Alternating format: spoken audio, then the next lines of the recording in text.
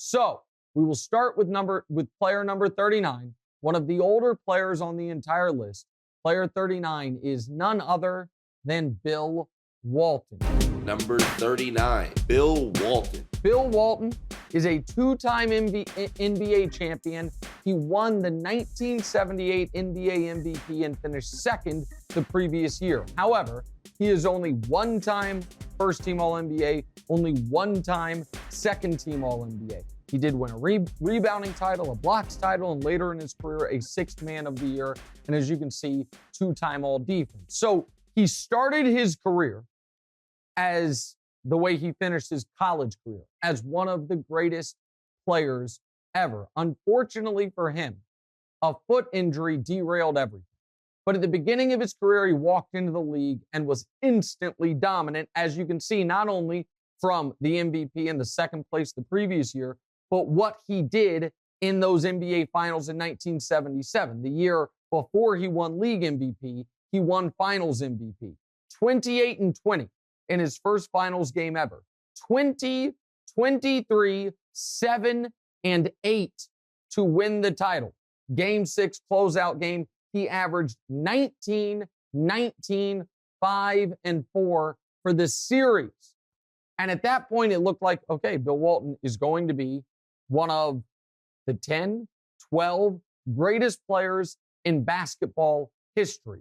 Unfortunately for him, it never came close to that again. For that entire championship run, he was 18, 15, 6, and 3, and then the injuries ruined him. Now, to his credit, he was a valuable role player for what some people believe the greatest team ever, the '86 Celtics. He averaged 18 minutes per game for them in their playoff run. So he was a part of that, but he was not even close to a leading part of that.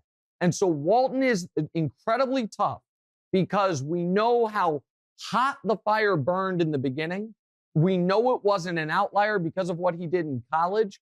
And by the way, like, college doesn't matter for these lists, but it adds context for Bill Walton. And DeMonte is going to join me in a moment for a Bill Walton question. But I know you don't know much about Walton. I'm certain you don't know much about his college career. It should be noted, Bill Walton started his college career going 73-0. A 73-game winning streak for UCLA to start his college career. He played 3 years, because back then you couldn't play as a freshman. He was player of the year all 3 years. The first 2 years when he won the national championship, the first 2 years he won the national championship. He was Final Four MVP both years. And the 1 year he didn't win the national championship, he lost in double overtime to NC State by 2 points. So he really could have gone 3 for 3 in college. He's the second greatest college player ever. And for his second national championship, he went 21 of 22 in the national championship. 21 of 22 from the field for 44 points. So he was that player in college. Then in the pros, he almost immediately was an MVP caliber player, won a title with the Blazers, was Finals MVP. The numbers were insane. Again, 20, 23, 7 assists, 8 blocks to win his first championship. And then foot injuries ruined it. So he's hard to rank. I have to use full context. I have him at number 39. What's your Bill Walton question? Hey, man, let me get this straight. Okay. You got at 39, you've got a center with one MVP award. Yeah.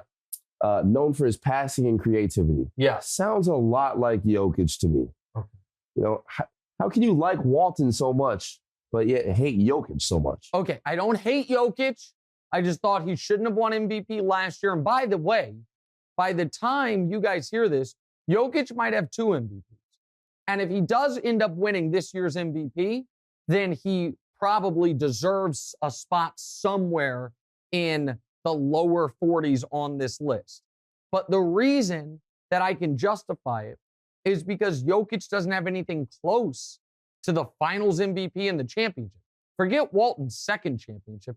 If Jokic had carried a team to the NBA Finals, had carried a team to a championship, it's a totally different ballgame. Instead, Jokic has had one career playoff run where he went past round 2 and he got annihilated by Anthony Davis. And so because of that, Jokic is the best passing center since Walton. And Jokic is building a resume that if I were to do this in 25 years and I did the 25 best player or the 75 best players of the last 75 years, then Jokic is building a resume to be on that. But as of this moment we're recording this, he has one MVP, no super deep playoff runs, and hasn't done enough. Walton, to my eye, had done more, and Walton was a better player. I mean, Walton, the injuries kill him, which is why he's as low as he is, but Walton deserves to be number 39. Hey, thanks for watching. Hit the subscribe button to get more from the show, and make sure to click the bell to get notified every time new content drops. Check out full episodes of What's Right wherever you get your podcasts, or just click the link in the description below.